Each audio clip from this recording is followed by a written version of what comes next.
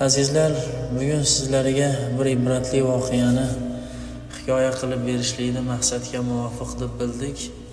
Sabab bugungi zamonamizda yaqinlarimiz orasida ham, bizi jamiyatimiz orasida ham qulog'imizga tez-tez eshitib qolinayotgan, eshitib ham qalbimiz og'riyotgan, buni nima qilsa bu illatlardan qutulamiz deb g'am chekib yurgan voqealardan biri. Yaratgan ekan barchalarimizga buni ibratini nasib qilsin. Bir yoshlari katta bo'lgan otaxon oyoqlari qattiq og'riganidan qiynalib shifoxonaga kelib o'zlarini arzi hollarini aytdilar. Ya'ni bu oyog'im og'rig'idan juda qattiq meni qiynab yubordi. Kechalari uyqum qochib ketyapti. Kunduzlari yurishga madorim yo'q. Barmoqlarim zirqirab, na uxlaganimni bilaman, na turganimni bilaman, na ovqat yeganimni bilaman.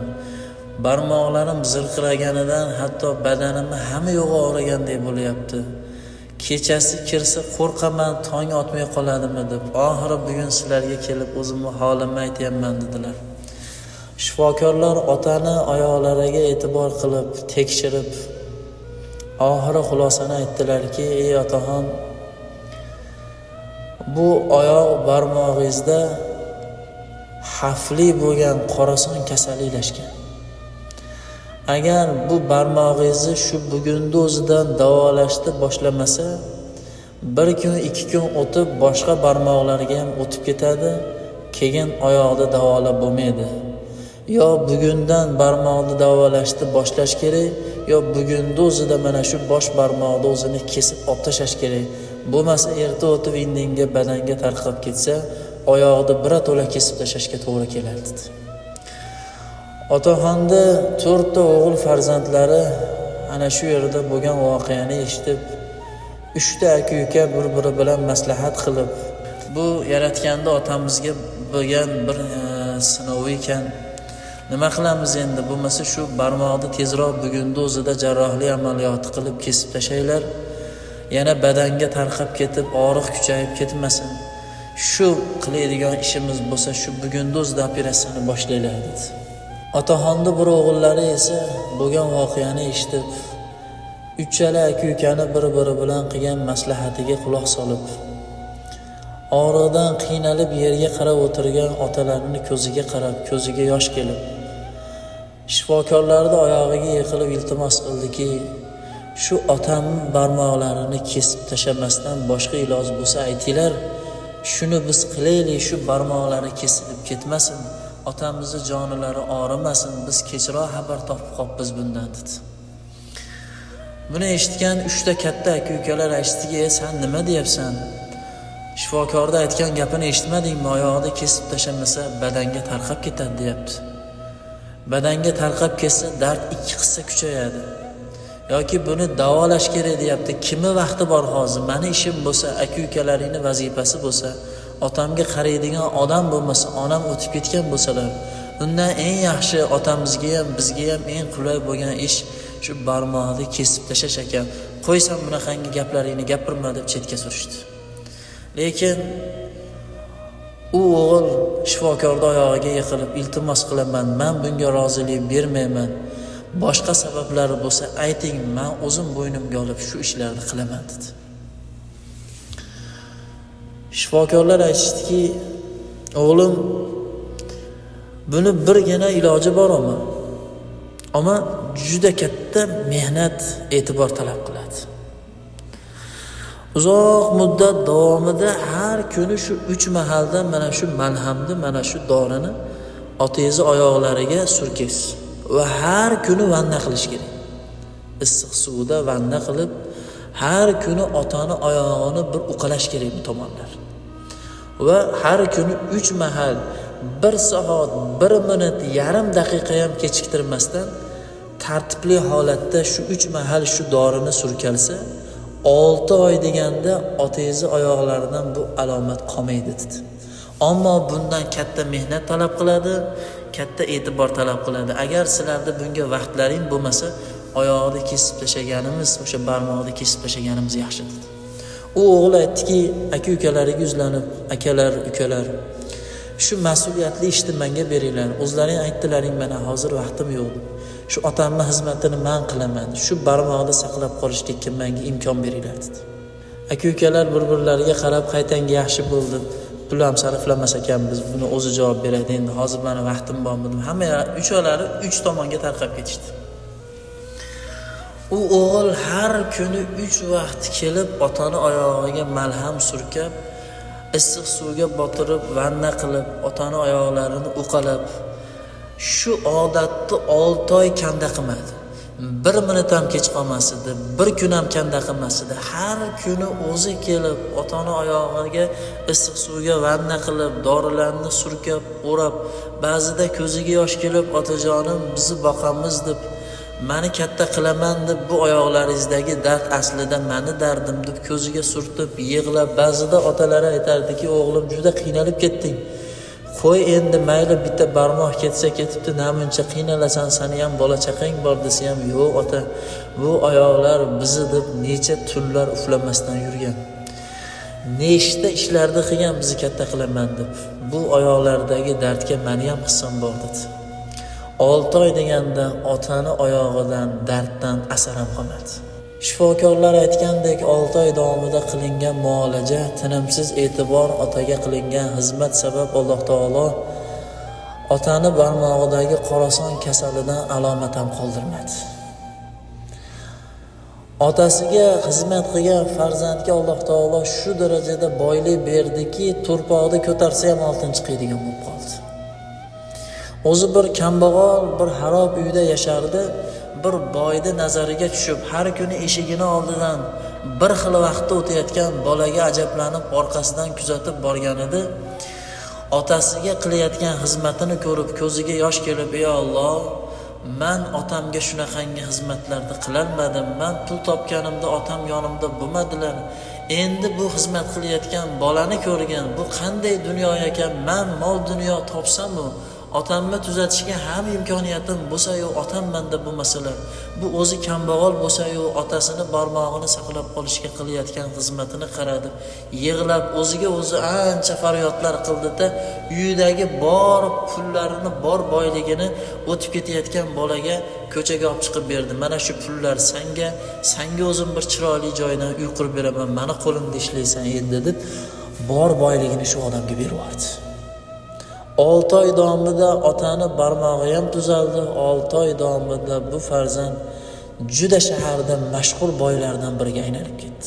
Otasini 3 ta barmog'ini kesib tashlashga rozi bo'lgan farzandlarida ro'zg'orida qiyinchilik bo'lib, oilasida tanglik bo'lib, 6 oy davomida u farzandlardan omad ketdi, boylik ketib, o'sha xizmat qilgan ukalarini oldiga kelib xizmatchi bo'lib ishlab yurishdi.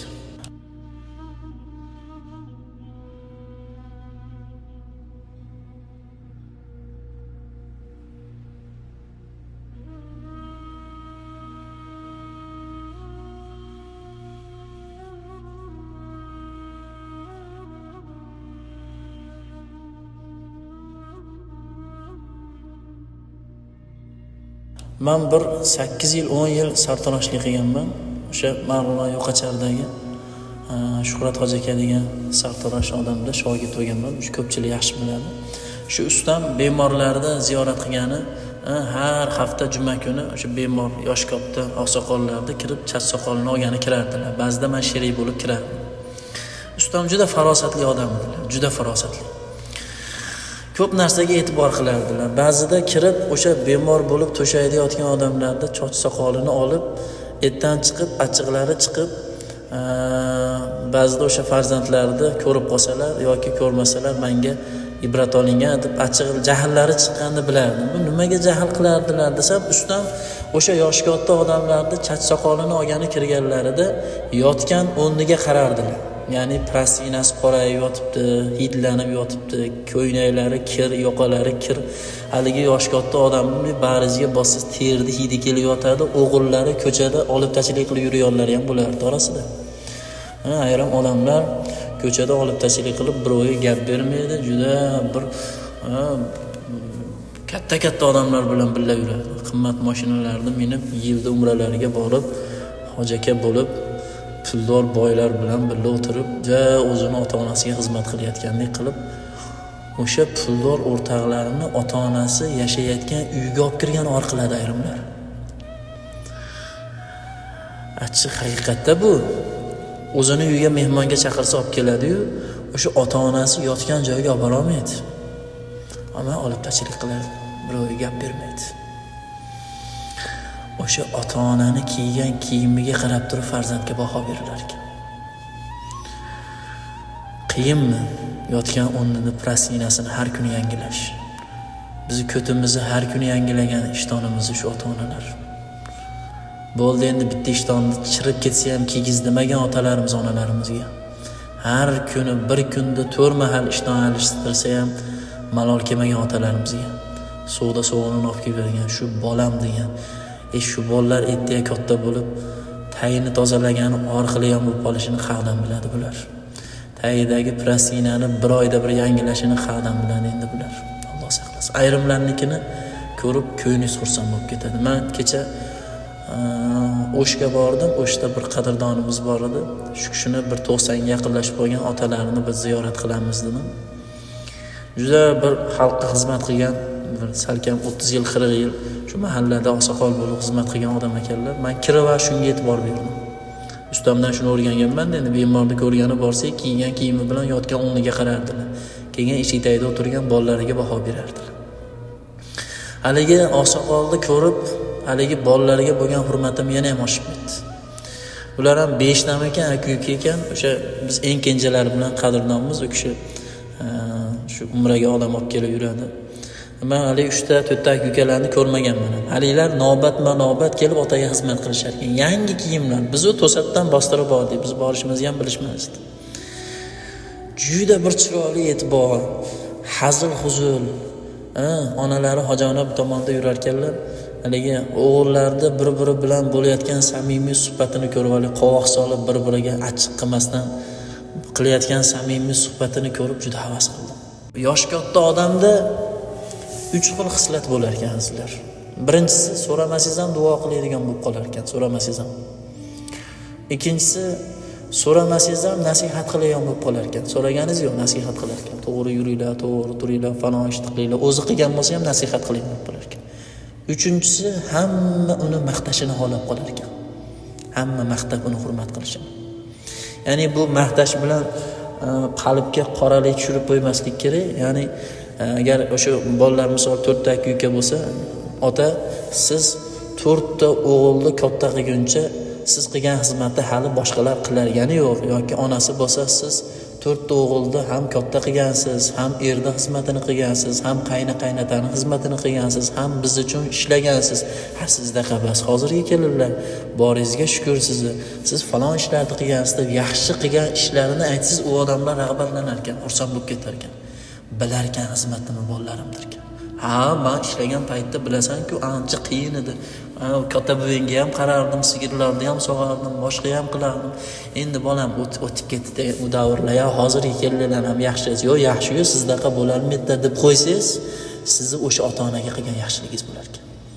Ya ayrimlar kuzatib qolamiz, bolasini ota-onaning oldida tarbiyalaydi.